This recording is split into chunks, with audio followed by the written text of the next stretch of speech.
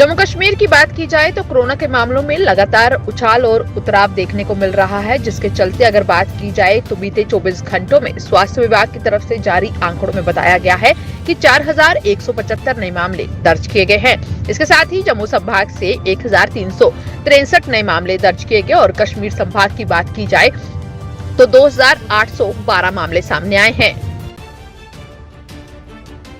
Jammu Kashmir board of school education की जम्मू संभाग के समर जोन की 10वीं एवं 12वीं कक्षा की परीक्षाएं ऑफलाइन ही होंगी।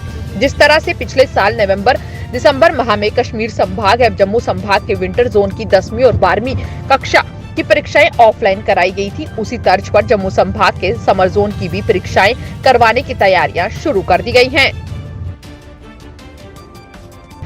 श्रीनगर पुलिस ने पश्चिम बंगाल से 2 आरोपियों को गिरफ्तार किया है और लाखों रुपए का सोना बरामद किया है। उन्होंने श्रीनगर में सेंधमारी की थी और भाग गए थे। श्रीनगर के सभी नागरिकों से एक बार फिर पुलिस ने अनुरोध किया है कि किराए पर कोई भी आवाज देने से पहले किराएदार का सत्यापन कर ले।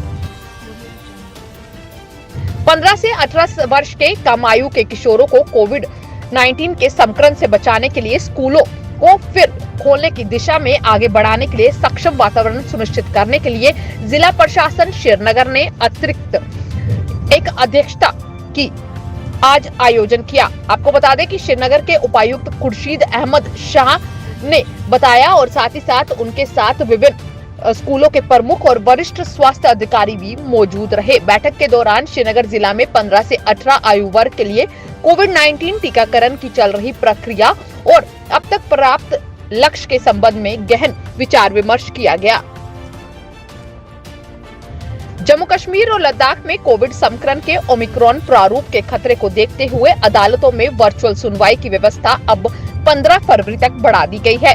मुख्य न्यायाधीश के निर्देश पर रजिस्ट्रार जनरल संजीव गुप्ता द्वारा जारी आदेश के अनुसार एक बेंच के सामने सूचीबद्ध मामलों की सुनवाई वर्चुअल मोड से होगी।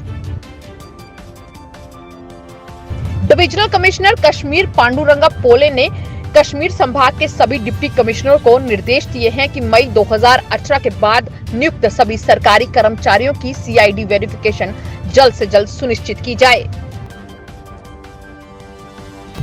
केंद्रीय राज्य मंत्री जितेंद्र सिंह ने एम्स विजयपुर का दौरा किया। एम्स में चल रहे निर्माण कार्य का जायजा लिया और साथ ही कहा कि आज खुशी का दिन है। एम्स जम्मू और IIMCR का MOU हस्ताक्षर हो गया है और अगर देखा जाए तो ये दोनों स्थान मेडिकल क्षेत्र के साथ साथ मेडिकल एजुकेशन पर भी कार्य कर रहे हैं। उन्होंने कहा कि जिस तरीके से अगर बात की जाए तो इससे रोजगार भी प्राप्त होगा, सरकारी नौकरी से ज्यादा कमाई के साधन होंगे और उन्होंने कहा कि जल्द ही अगर बात की जाए तो उम्मीद है कि एम्स तैयार होगा और OPD जो है वो शुरू होगी और जम्मू के लोगों को स्वास्थ्य क्षेत्र में लाभ मिलेगा। पूरे जम्मू कश्मीर की तरह जिला पुंछ में भी शनिवार और रविवार को लॉकडाउन लगाया जाता है, जिसके चलते जम्मू कश्मीर पुलिस जगह जगह तैनात नजर आ रही है ताकि लोग जिला प्रशासन के नियमों का उल्लंघन न करें। इसके चलते अगर बात की जाए तो लगातार जिला प्रशासन जो है कई तरीके से लोगों को अवेयर करने में भी जुटी हुई है और साथ ही साथ आम नागरिकों को ये कहा जा रहा है कि वे पूर्ण रूप से सभी नियमों का पालन करें।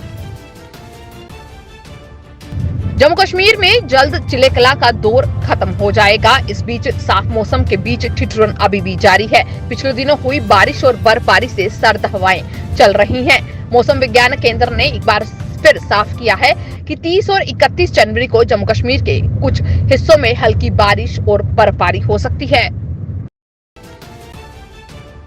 देश में कोरोना संक्रमण की तीसरी लहर कमजोर पड़ती दिख रही है। शुक्रवार को लगातार 7वें दिन नए संक्रमितों की संख्या में कमी दर्ज की गई। शुक्रवार को 2,35,532 नए कोरोना संक्रमित मिले। एक दिन पहले दर्ज किए गए 2.85 लाख की तुलना में यह संख्या कम है। भारत में आए दिन कोरोना की स्थिति बिगड़ती जा रही है। वायरस के नए मामले चौंकाने वाले सामने आ रहे हैं। कोविड-19 की स्थिति को ध्यान में रखते हुए केंद्रीय स्वास्थ्य मंत्री मनसुख मांडविया ने 5 राज्यों के साथ समीक्षा बैठक की, जिसमें बिहार, ओडिशा, झारखंड, छत्तीसगढ़ और पश्चिम बंगाल के स्वास्थ्य मंत्री भी शामिल रहे। आपको बता दें कि इसमें सार्वजनिक स्थान स्वास्थ्य तैयारियों की समीक्षा करने के साथ साथ इस बैठक में SARS-CoV-2 के ओमिक्रॉन वेरिएंट के संदर्भ में भी किए जा रहे उपायों की समीक्षा की गई। केंद्रीय मंत्री स्मृति ईरानी ने मेरठ में प्रभावी मतदाता संवाद कार्यक्रम में शुक्रवार को हिस्सा लिया। यहाँ उन्होंने कहा कि जो कहते थे कि राम का कोई अस्तित्व नहीं है, आज वो मंदिर मंदिर जाकर भगवान से गुहार लगा रहे हैं कि हे प्रभु, जनता से कहो कि हमारी थोड़ी सुन ले।